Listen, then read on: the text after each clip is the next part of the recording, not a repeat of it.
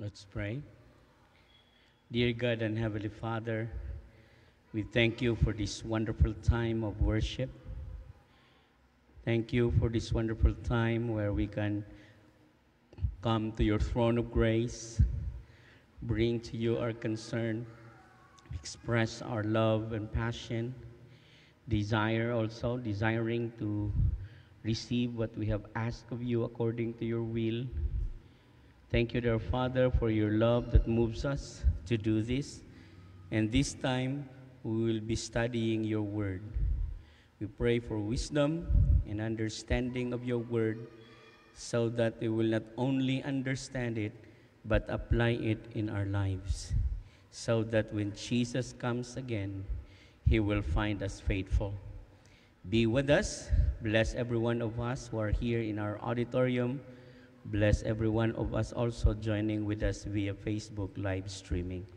Forgive us, Lord, so that we will be worthy. Forgive us, Lord, of our sins, so that we will be worthy to receive all the blessings you have set before us today. In Jesus' name, amen.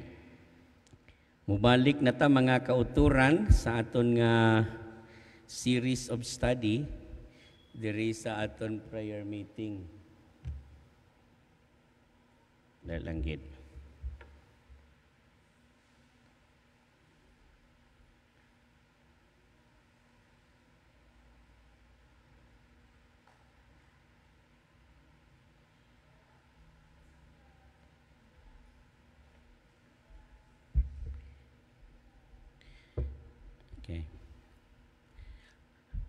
Mubalik ta sa aton series of study sa aton prayer meeting, which is character study, and we are studying long enough the life of Joseph. Malaba ang kapitulo ang gindiscuss no sa kabuhi ni Jose. Nag-start gid sa chapter 37 of the book of Genesis. Then we have 38. Makita naton ang nagsugod dira ang iyang pagdamgo, pagsugid sa iya damgo, paglangot sang buot sa iya mga utod. Then in chapter 39 to chapter 40, we can see the life of Joseph in Egypt. And then chapter 41, makita naton nga si Joseph gindala sang Ginoo no into the rise, into the power, second in command in Egypt. Chapter 41 ina. Then before nag-end ang tuig last year, gindiscuss no ang means or provision of how God restores back the family of Jacob.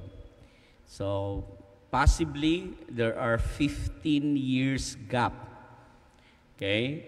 Jacob would have thought that Joseph died 15 years ago. Pero after 15 years nga isip ni Jacob nga patay na si Joseph, God revealed to the brethren that Joseph was alive. Amo na ang chapter 42 to 45 kanami sa ngaton nga pag-study sina no ang stages of how God surprises his brothers and how God changed the lives of the brothers for chapter 42 to 45. And now we are near the end of our study in the life of Joseph, no? Chapter 46 na kita. So sa chapter 45 mga kauturan, wala na gid napunggan ni Joseph ang iyang kaugalingon, and he revealed himself to his brethren. And if we try to dramatize it, imuon na to atong utok, no, gamiton na to ang aton pangunahuna nga sang nagsiling si Joseph, surprise anay, natingala pa sila nganong kuyawa pud aning tawhana sa Egypt, uy sobraan man ni kaalam kay kabalo siya nga si Reuben ang magulang, dason si Simeon, dason si Levi, dason si Judah, and then tupad niya si Benjamin. kuyawa, oy, balaan niya ang kuwan. Grabe na ni Brad. Magic. Way gali sila kabalo nga si Joseph na to gali. And he revealed himself to them, I am Joseph. Is my father yet alive? Chapter 45 ends with a challenge. Go back to your family in Canaan, bring my father. Chapter 46. Amo na ang aton tun-an sa sini nga hapon. Medyo malaba-laba man pero agwantahon na to ni. Okay, basahon naton ang text. I will not stay long this afternoon, no? Liputon ta lang ni. Problema lang kay wala ko'y antipara. So hindi ko kakita sa orasan. Okay. Let's read the text. Follow me with your eyes. Verse 1, and Israel, this is now the time where Moses changed the name of Jacob into Israel. Pero may part man na karon nga Jacob gihapon. And Israel took his journey with all that he had. So, iyang bata nga si Reuben, kabataan ni Reuben, kaapuhan ni Reuben, tanan, binitbit niya gid. And came to Beersheba and offered sacrifices unto the God of his father Isaac. And God spoke to Israel in the visions of the night. This is not a dream, this is a vision. And said, Jacob, Jacob. And he said, Here am I. And he said, I am God, the God of thy father. Fear not to go down into Egypt, for I will there make of thee a great nation. I will go down with thee into Egypt, and I will also surely bring thee up again, and Joseph shall put his hand upon thine eyes. Take note of this verse, because the fulfillment of this in Genesis chapter 50. Okay? Ang fulfillment na. This is God talking to Jacob. So, verse number 5, and Jacob rose up. Oh, wala na Israel na po. Jacob na po, no? So, and Jacob rose up from Beersheba, and the sons of Israel carried Jacob, their father. So, very significant. When we say carried their father, kay tigusbat na niya si Jacob, hindi na siya kalakat. So, ginpasakay na nila sa karwahe. So, their little ones and their wives in the wagons, which Pharaoh had sent to carry him. Can you just imagine, brothers and sisters in the Lord? A little comment lang, no? Jacob was old, and then when they reached Beersheba, anong ginhimo niya? He stopped there. Anong madumduman nyo sa Beersheba? Dumduman nyo di? Diri napatay si Raquel. So, in this place, a very memorable place, worship place, sa time ni Jacob when he journeyed from his place to Laban, and then from Laban going back, then from Canaan to Egypt again. Pertini ka significant nga lugar. Pero tanawan nyo, tigusbat na. Ang siling ka tigusbat, di na siya kalakat. Pero anong ara sa tagipusoon niya? Musimba ta. Mga brad, mga anak, Beersheba ni, memorable ni, si tatay na ko Isaac, nagsimba sa Ginoo diri, memorable ni, sa kumusimba tas Ginoo. And there God appeared to Jacob. Beersheba. Verse number 6, and they took their cattle and their goods, which they had gotten in the land of Canaan, and came into Egypt. Jacob and all his seed with him, his sons and his sons' sons with him, his daughters and his sons' daughters, and all his seed brought he with him into Egypt. And these are the names of the children of Israel which came into Egypt: Jacob and his sons, Reuben, firstborn. The sons of Reuben, Hanok, Phalu, Hezron, Carmi. The sons of Simeon, Jemuel, Jamin, Ohad, Sir Jachin, and Jachin and Zohar, and Shaul, the son of a Canaanitish woman. The sons of Levi, Jershon, Kohath, and Merari.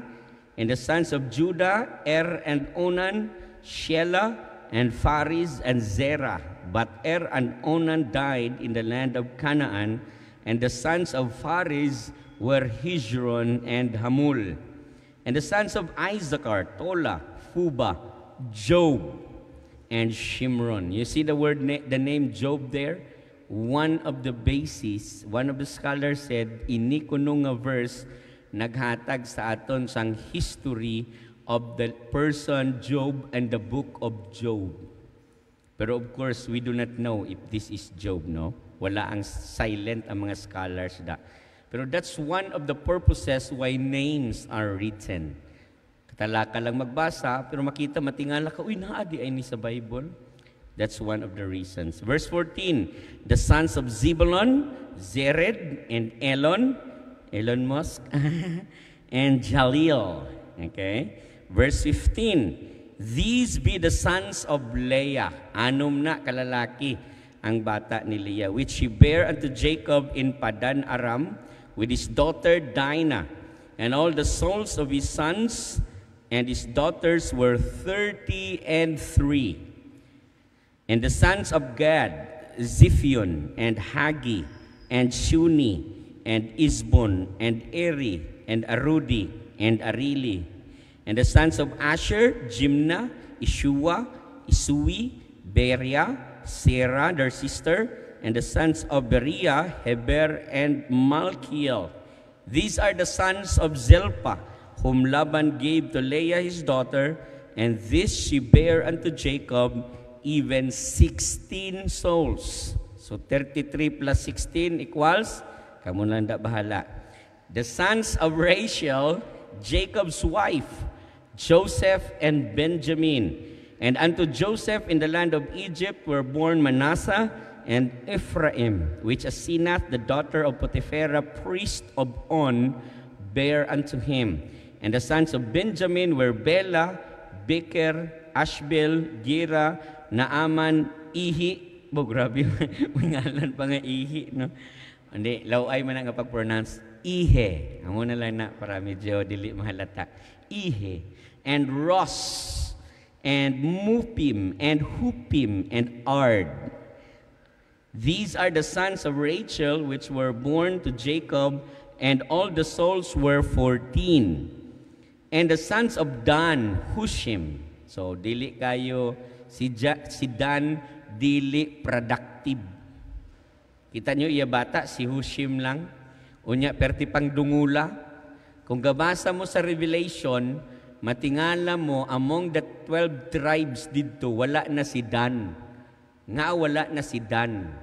So, isa sa mga rason, wala nag-succeed ang iyang nga seed because diri pa lang sa Genesis, isa lang iya bata, puro padungol. Okay? So, posible ginkat na ang lineage ni Dan. 24, and the sons of Naphtali, Jazil, and Guni, and Jizer, and Shilim.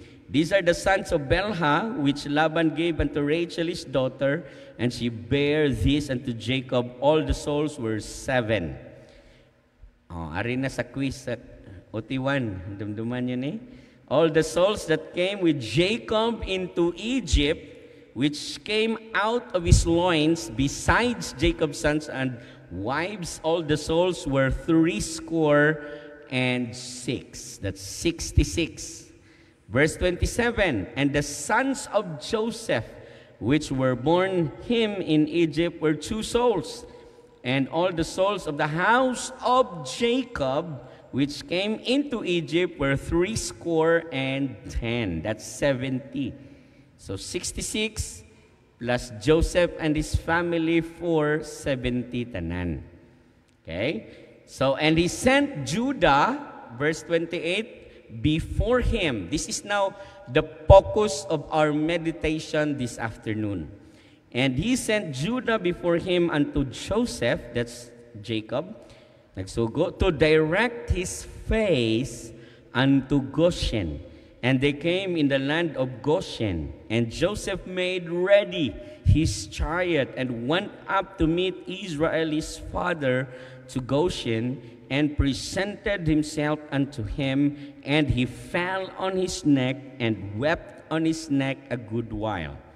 And Israel said unto Joseph, Now let me die, since I have seen thy face, because thou art yet alive. And Joseph said unto his brethren and unto his father's house, I will go up and show Pharaoh, and say unto him, My brethren and my father's house, which were in the land of Canaan, are come unto me, and the men are shepherds, for their trade has been to feed cattle, and they have brought their flocks and their herds and all that they had. And it shall come to pass, when Pharaoh shall call you and shall say, What is your occupation? That ye shall say, Thy servant's trade hath been about cattle from our youth even until now, both we and also our fathers. Purpose, that ye may dwell in the land of Goshen. For, sa siling ni Joseph, mga brad, don't tell Pharaoh we are shepherds. Why? Because shepherds is an abomination unto the Egyptians. You see, grabe man, no? We can see here Joseph. So, in this study, we will look at the title of our message this afternoon, Joseph on Preserving and Protecting Family. Joseph on Preserving and Protecting Family. 5 years na lang, mga kauturan. Take note, ha, there are 7 years of bounty. There are 7 years of famine. 2 years had passed. 2 years had passed. God brought Jacob and his family to Egypt for the purpose of preservation and protection. So, amo na ang kabuhi ni Joseph. And we know that Joseph was richly blessed by God. From pit to Potiphar to prison to palace. 4 P's in the life of Joseph. Pit, Potiphar, prison, palace. And it took him 15 long years. Grabe, no? That is, of course, we are not sure, pero sa akon nga panagupnop, as I kuan sa mga comments, mga dira-dira, 15 to 20 years si Joseph nag-antos before siya nagiging second in command in Egypt. Now, there will be times nga ining mga anak naton in the future magmanggaranon. Amo ni ang aton goal sa aton study. Kita nga mga anak nga ginpakamaayo sa Ginoo, paano naton i-preserve ang aton ginikanan kag mga kauturan. Okay, basi bala, muingon ka nga pakamayuhon gani ko ni Lord, maglaway jud mo. Kung mauna, at least subong pa lang pauntat na nga handom sa Ginoo, because we will be learning Joseph now on preserving and protecting family, because Joseph now has the right, because he is one of the richest man in all of Egypt. So mga kauturan, kung ginbless ka na ni Lord, imo family, ginbless na ni Lord financially, kuwaa ginikanan mo, kay Pinoy baya ta. Pinoy ta. Close family ties. Hindi pagpabayi ang ginikanan mo, nga gakamang-kamang to sa inyong balay, nga wala gid bulig. Show concern, show love. This is what Joseph is doing here in chapter 46. And it is my prayer nga kita makatuon man palanggaon tagid ang aton pamilya. Bisan may pamilya ka na nga imo, hindi gid pagkalipati ang pamilya mo nga nagakinahanglan sang bulig mo, pinansyal man, presensya man, pagkaon man. Kung gin-bless ka ni Lord, learn from Joseph on preserving and protecting family. Tatlo lang kabutang ang matun-an ta mga kauturan. Number 1, tanawan nyo bala, he, Joseph, personally met his father. Kita na konfirmi sa movie nga nagmanggaranon ng anak, dason gusto niya mag-bless sa iyang tatay, nanay, pero sinong gakadto? Mga sulugoon, mga assistants niya. Ito, taga ito akong tatay, assistant. Anaanaon niya lang yung assistant. Go, provide for my family, go. Okay man na. Tahom na. Pero diri sa verse, mga kauturan, Jacob traveled a very long distance just to reach Egypt and to see his son. Wala si Jacob nag-meet kay Joseph sa Egypt.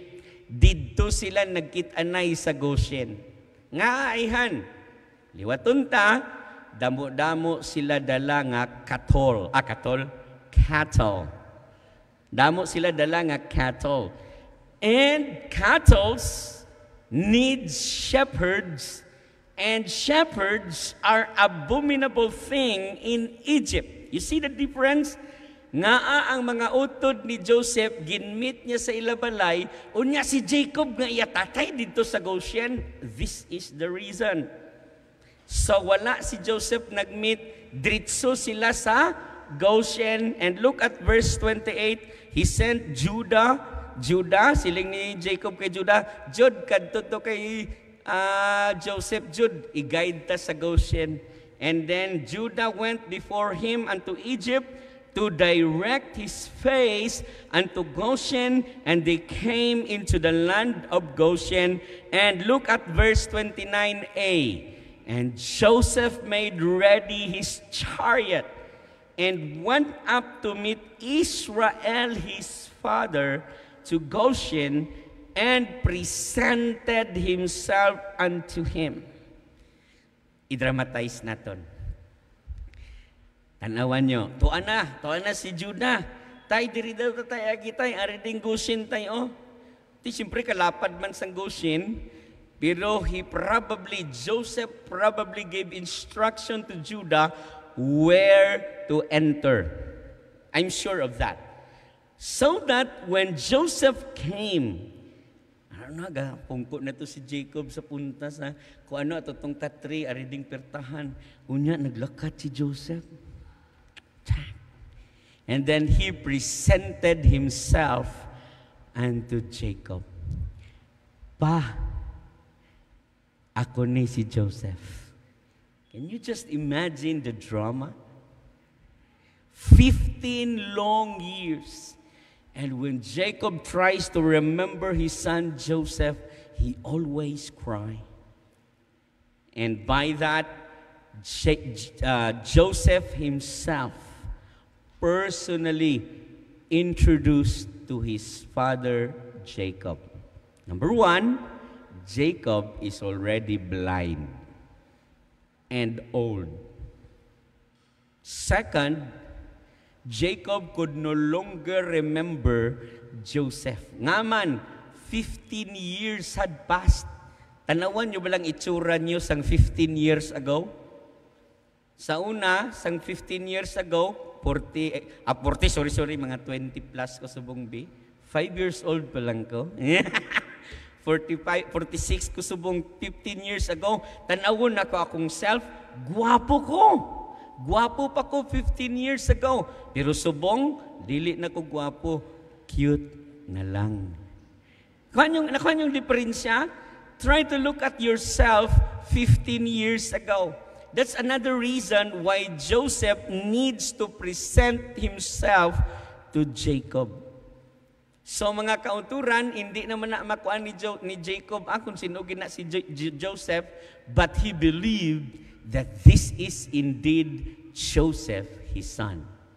So, what did Joseph do? He presented himself personally.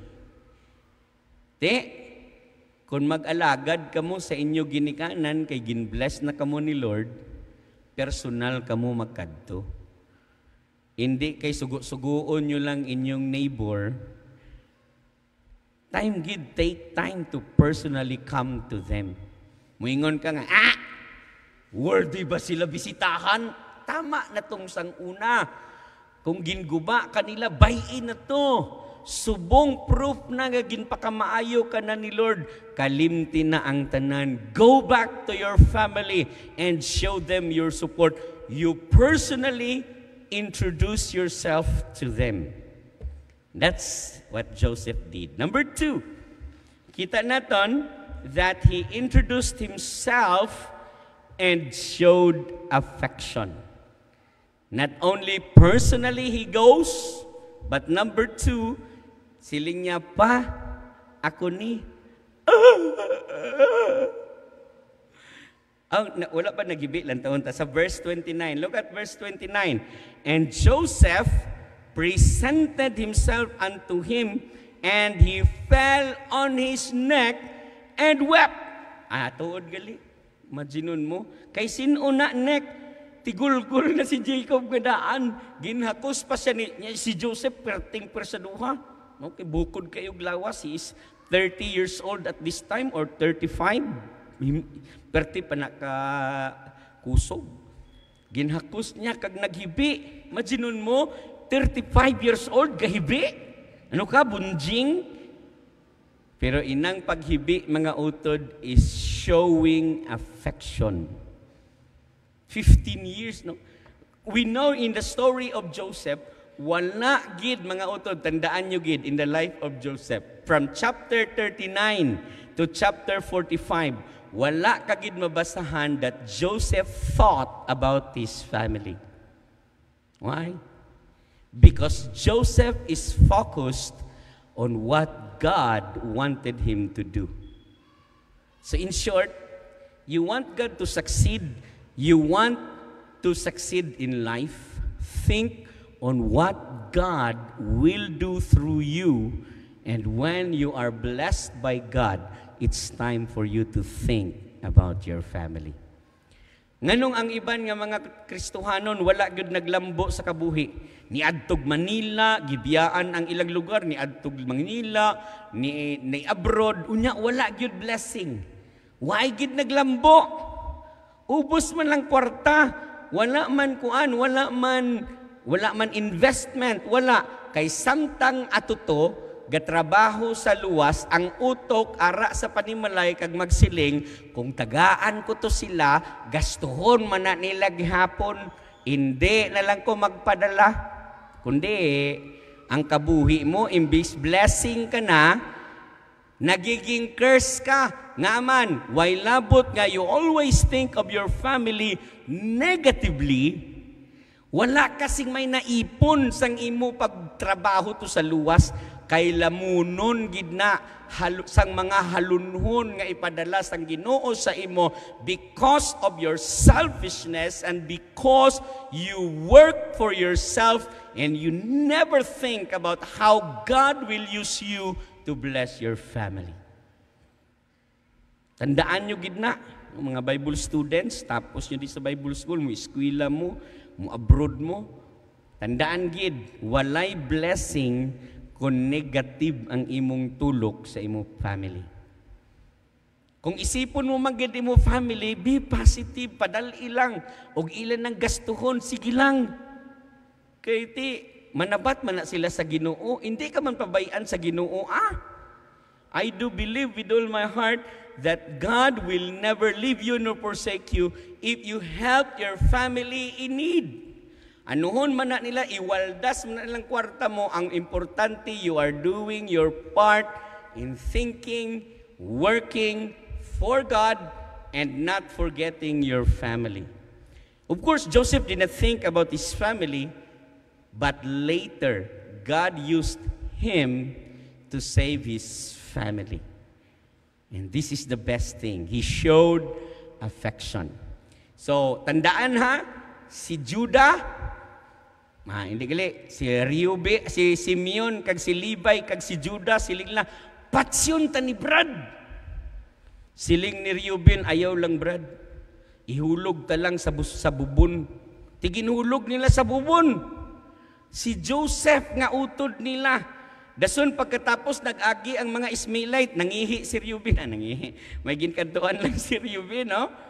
Si Judah, si Simeon, kag si Levi, mga gatod sa kabuhi. Nganuman, siling nilang tulo. Bisag, dili ta na lang patsyon, okay lang siling ni Manong, ibaligya ta. Ginbalik, matsinun mong utok sa mga utod, ibaligya ang manghod tungod sa kahisa nga ginpalangga ni Jacob si Joseph more than them. Anong natabo? Sino dapat ang kainitan ni Joseph? Si Judah, si Simeon, si Levi, kag si Reuben. Pero anong natabo? Wala siya nagtanom lain buot. Kay wala gid pulos mga utod, kung sagay ka tanom lain buot sa mga utod mo, nga one day ginsikway ka, waay ina kaayuhan. Pastor, wala ka lang kapalo kung anong ginimo nila sa akon. Nga, ginbaligya ka nila? Sabat? Wala. Si Joseph ginbaligya. Dason ginisip pa nga patay. Pero anong natabo? Waay siya nagtanom lain buot. Amuna nga si Reuben, si Simeon, si Levi, si Judah, perting kagilti nila. Sang kabalo sila nga si Joseph di ay patay kang bata ka. Pero tanawan nyo mga utod, sa chapter 50 pa na, chapter 50 pa ni, ha? Ang patay kang bata ka. Pero diri makita naton that Joseph showed affection to his father and to his family. Mga utod, simple lang ang matun-an ta. Kakasan ng aligut-gut sa dughan mo, kag magsugod palangga sa pamilya mo. Mi anuman ang ginhimo nila nga masakit, negative, daw ginpatay ka na nila, ginisip ka na nila nga hindi ka nila utod, just show them love. That's what Joseph did. Last, number 3, he assured his family they'd be protected in Goshen. He assured his family they'd be protected in Goshen. Look at verse 30. Now Israel said unto Joseph, now let me die, since I have seen thy face. Daw piyo man si Jacob, no? Bulag na ni siya this time. Gulang na sa. He desired to depart. Kay nakita niya na iya anak. Because thou art yet alive. But anong hambal ni Joseph? Verse 31. Joseph said unto his brethren and unto his father's house, I will go up and show Pharaoh. Makortisikol ko, ayaw lang mo kuban, ako lang. I will go up and show Pharaoh and say unto him, my brethren and my father's house, which were in the land of Canaan, are come unto me, and the men are shepherds for their trade. This is the narrator's words. For their trade hath been to feed cattle, and they have brought their flocks and their herds and all that they have. Verse 33, and it shall come to pass when Pharaoh shall call you and shall say, what is your occupation? That ye shall say, thy servant's trade hath been about cattle from our youth even until now. Both we and also our fathers, that, siling ni Joseph, do not tell Pharaoh your shepherds, traders of cattle. Medyo social, traders. Pero shepherds, say mangyapon. that ye may dwell in the land of Goshen, for every shepherd is an abomination unto the Egyptians. Question, is Joseph lying? No. Joseph is protecting his family. So mga kauturan, grabe si Joseph, no? 46 pa lang ni, next Thursday, tunan natin ang 47. Unsa nahitabo diri sa 47. Balik mo next Thursday, kay tunan tani. I will just close in this mindset. What can we do to preserve and protect our family? Wala pa man ta gin-bless ni Lord subong, no? Pero kung gina-bless ka na ni Lord financially, or even bisan wala pa, we need to learn from Joseph. What can we do to preserve and protect our family? Number one, be the one responsible for family's needs. Pastor, hindi pa man ko kasarang. Just be responsible for your family's needs. Amuna nga kung ikaw gi-eskwela pa lang, nya ginasuportahan ka ni mama mo, kag ni papa mo, nugay ibakal parcel ang kwarta nga ginasupport, o kon may pagkaon na gid sa Bible School, ma-order pa sa Grab o kon sa Food Panda, kay may kwarta man. I'm referring to the Bible students. Nga may pagkaon man, ma-Food Panda gid, kay may kwarta. Ay, be responsible, tudluin yung self nyo. Nga kung anong kina-offer da, kauna, di allergy ko, pastor. Allergy or hindi mo type? Ang sudan. Ako, hindi ko type ang ginamos. Kay man diri sa Bible School pa lang, hindi nagid ko magkaon ginamos. Kay siling ko sa akong mga classmate, allergy ko, gintistingan gid ko nila. Kabalo ka mo, anong ginhimo, kinang barbar ba lang nga ginamos, nga ginadala na ni Pastor Diason halinto sa Pulupandan to, ila gintago sa akon nga kanon. Majinon mo nga, mga sasko-sasko gid. Pamatud-an gid nila guro, kung allergy gid ko tuod sa ginamos. Karon kay pangamuyo, sino to nangamuyo, nga perti man tong lawiga, may tsansa gid nga ginbutang ang ginamos sa akon nga kanon. Wa po ko kabalo, kaon po ko kay unsa man kinabuhi na mo sa Bible School sa una nga, perti man gutuma. Pagkaon pak, natulon ko gid ang ginamos mga utod. Utoy, gid sila kadlaw lipay. Sumuka ko daw sa ila atubangan. Sumuka ko, gapala mula akong dulunggan, galingin ang ulo ko, siling ko, ginambalan talagid ka mo, nga hindi ko, kay allergy ko. Kundi, sala sila tanan. Huwag na sila na magkaon, kay ginsukahan ko na sila. Gapala mula pa ko, nga daw galingin ang ulo ko, di na ko kaginawa, nan! Kay gusto nyo gid makita. From that moment on, all people who knew, kabalo nga allergy ko sa ginamos. Amo na nga, ayaw mo gift sa kuha ginamos. Litson lang. Bisan wala ginamos ang litson, okay lang na sa kuha. Kaya base wala ginamos nga may litson, dili lang ko, separate nyo lang ang litson sa ginamos. Ayaw lang basta, I mean, nakuha yung point? So, bisan subong nga estudyante pa kamo, be responsible of your family's need. Kay ang pag-support nila sa inyong pag-eskwela, ginahaguan na to nila. Ti subong pa lang responsible ka na, hindi kay pagkabaton sang kwarta, dayon parcel, gasunod-sunod lang. Doon na may... Example lang bala. Grabe, way mga kwarta ng mga Bible students, pang parcel, gasala, di mo. Now, the point here is this. Of course, ginapangabudlayan yun ng kwarta. Just be responsible of your family's need. That is how we can preserve and protect our family. Nga subong ginasuportahan ka, later on, kung ikaw nang ginbless ni Lord, you will go back to your family and help them. Please do that. Okay? Not only sa mga atong mga Bible students, but to all of us. Basi may-ari, di ba lang, taas no una, dason makabati ganig balita sa ilang mga pamilya, gapamiripi, yak, si di ko na magulik-balik dito. Kung amo nang batasan mo, ano pang pulos nga gintudluan kita sa pulong sang Dios, unya dili mo pag-iaplikar sa kabuhi mo. Utod, paidalom ka. Utod, pasumiter sa kabubuton sang Dios.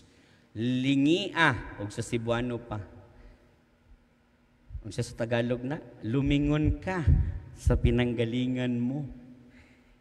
Be the one responsible for the family's needs. Number 2, what can we do to preserve and protect our family? Show affection to your family humbly.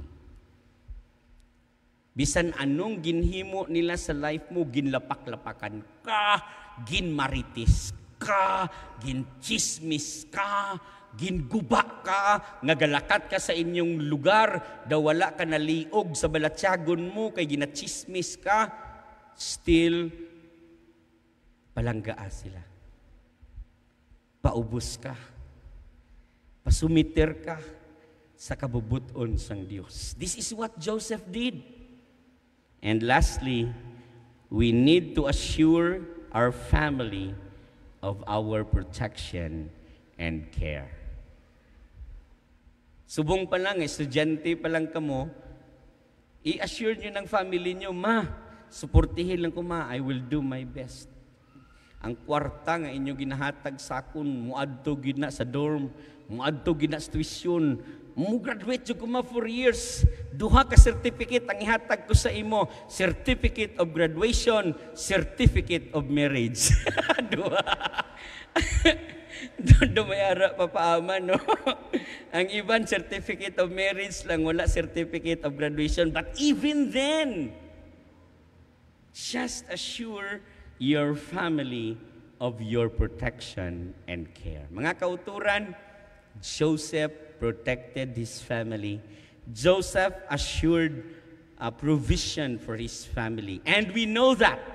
Genesis 37, Genesis 45, 46, 47, 48, 49, and 50. Joseph showed his protection and provision to his family. That is how we can do. That is what we can do to preserve and protect our family. So don't forget your mother, your father, your brother, your sisters. Love them, show affection to them, be responsible of God's blessing to you by showing them you provided for them and the like. Kabay pa, Lord, nga kung ano pagid ang luyag nimo nga gintudlo sa amon in this part of your scripture, Genesis 46, nga kami nakatuon gid magpaubos sa amon kaugalingon, kag amon gid palanggaon ang amon panimalay. Despite what they did to us, we still need to show love and concern for them. Bugayi kami, Lord, because we are weak. The devil will always tempt us to do the opposite with what Joseph did. But by your grace, help us to be like Joseph. By your grace and through the work of the Holy Spirit, we will be the person you want me to be. Bless us as we continue worshiping you this afternoon. In Jesus' name, amen.